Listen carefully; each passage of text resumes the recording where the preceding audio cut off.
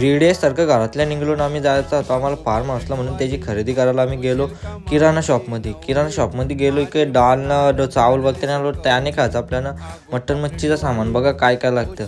तसंच तिथल्या निघलो सामान घेऊन घरच्या रस्त्याला निघलो. पाणी नसताना आम्ही निघलो लगे सपासप घरी चालवलं. पाणी आलं तर वाटलं गेलं. तशी गोल स्टेअरिंग फिरवीत पोचलो भेंडीला म्हणजे कारिवलीला यायचा होता. एक गोल बटाटा बघून त्याच्यामध्ये बघता मी रिफ्लेक्शन होतो का नाही वर. तिथल्या तसाच निघलो भेंडीच्या ट्रॉफिकमध्ये अडकणार म्हणून. तसं अडकलो थोडा तसाच अडकून निघलो बाहेर. एक टाइम ट्रॉफिक परवडलं असा बोलत मी निघलो बाहेर ना आमच्या घरच्या रस्त्याला आलो. तसंच घरच्या रस्त्याला आलो ना पोचलो कामाला जायच्या रस्त्याने बऱ्याच दिवसातल्या व्हिडिओ काढली म्हणून वाटला बरा. पुलीवर मौसम असताना पाणी असताना असं बोलत आमचा ड्रायव्हर केसांना हात फिरत होता. ड्रायव्हरला बोललो हाय बाय, गाडी नीट लावून निघ बुडून. तसंच काम करत असताना जुन्या दोस्ताचा फोन आला. फोन त्यांनी कट केला, व्हिडिओ चालू केले म्हणून. लगे इकडे आलो कपडं घ्यायला.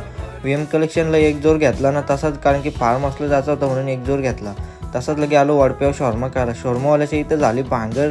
मग भांगर घ्या करीत गेलो. घरी आलो ना लावला मोबाईल चार्जिंगला. 100% चार्जिंग झाली. नंतर आठवला मिनी ब्लॉगला एंड करायचा आहे म्हणून लाईक करा, फॉलो करा, सबस्क्राईब करा, सगळं करा. भेटून एक व्हिडिओमध्ये. तोपर्यंत thank you so much. Bye bye.